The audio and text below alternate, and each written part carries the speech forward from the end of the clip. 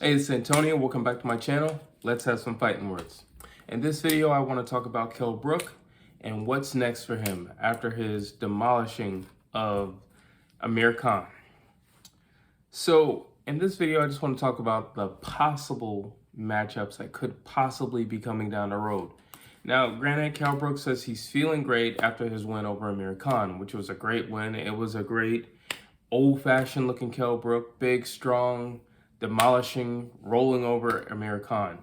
The question is, what's going to happen next? The question is he going to stay around and stick in the game? The question is, if he does stick in the game, who's he going to fight? And, you know, a lot of people are making their bones and they're throwing their names in the hat. So well before this match, Conor Benn was constantly throwing his name in there, saying he wants the winner. In which case, it could happen. I don't necessarily know what the benefits of that fight happening, to be honest with you.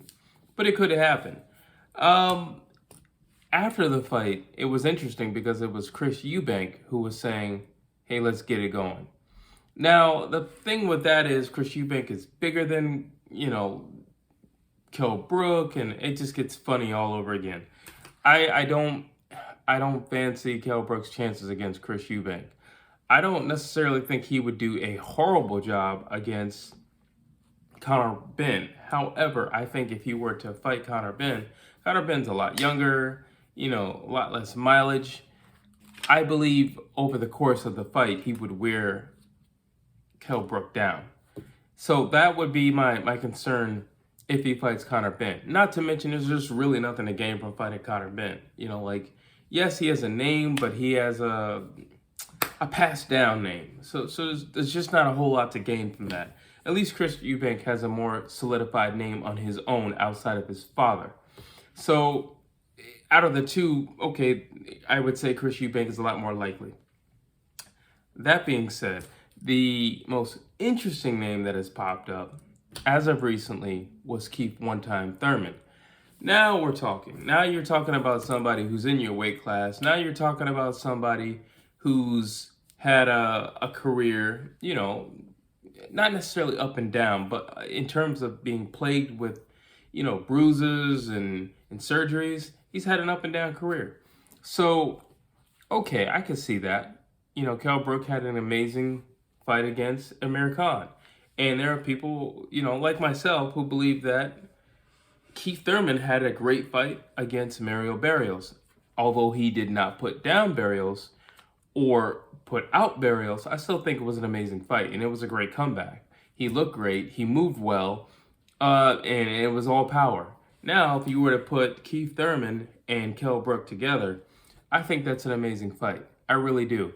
I still think there's some question marks around Keith Thurman anyway, since he did fight Mario Barrios, and he wasn't able to put him down, and Barrios was coming from a smaller weight class.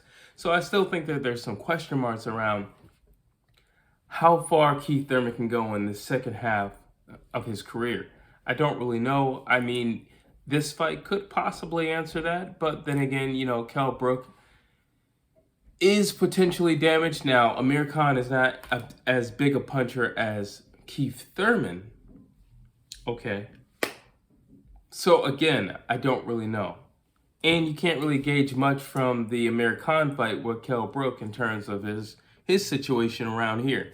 We don't really know, because after, I want to say, like round 3, it didn't even look like Amir Khan was trying anymore. It just looked like he was surviving.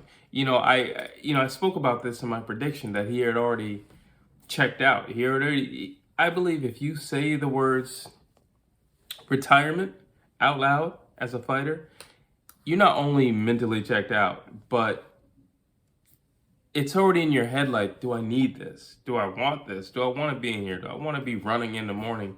Do I want to get hit hard? Do I want to continuously get hit hard as the rounds go on? Do I want to get off this stool when I'm in the corner?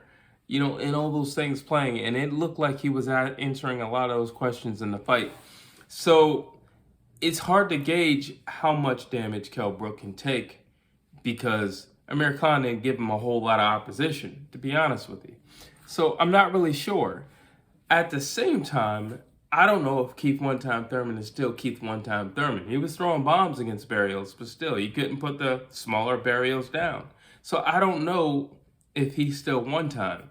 So is Kell Brook back? Is Keith Thurman back? I don't know. And between the two fights, it was hard to gauge. Amir Khan at some point just said, I'm in survival mode. No matter what, I won't let Kell Brook put me down. And it just seemed like that was his MO as the fight continued. But then you have Keith Thurman, who should have put his opponent down in Barrios, and he couldn't. And, it was Barrios who was pressing the fight in the end of the fight. So it's really hard to gauge. Does Thurman still have the power? And is Brook, I don't want to say fully healed, because I don't believe that's something you can ever truly fully be healed from. But is he preserved enough and patched back together enough to where he could get in there with somebody like Keith Thurman, who throws bombs, who hits harder than Amir Khan? Those are the questions. I don't know.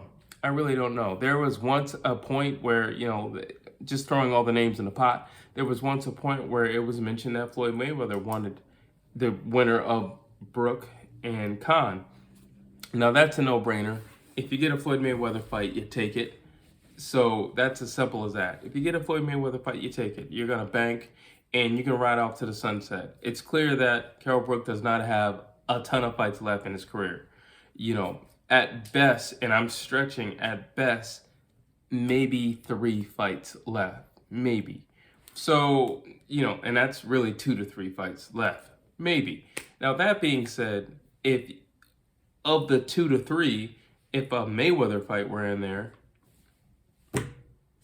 you probably don't need, let's just say if it's 2, you throw a Mayweather fight in there, you probably don't even need the other one. Let's say it's 3, you don't need the other one. Either way, it's a Mayweather fight. You're going to bank. You're probably going to bank more than you ever banked in your career. So it's no secret who would go to the top of the pile if Mayweather's name was actually in the pot.